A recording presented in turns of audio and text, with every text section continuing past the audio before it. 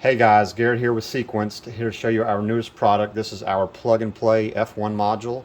We have this for various different vehicles. So this is a third brake light out of a Dodge Challenger. We all know what a standard brake light looks like.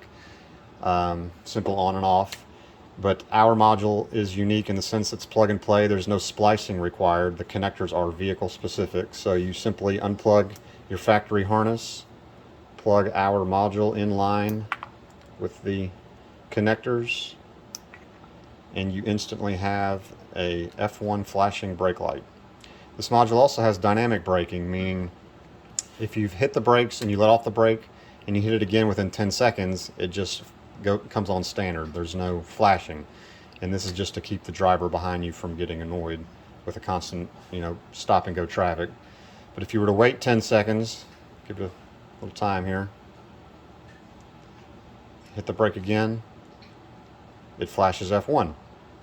Again, this is plug and play, no splicing required. It just goes in line with your existing wiring. So it's as easy as we could make it.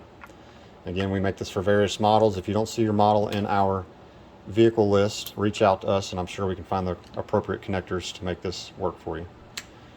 So just simply unplug it, plug it in line here.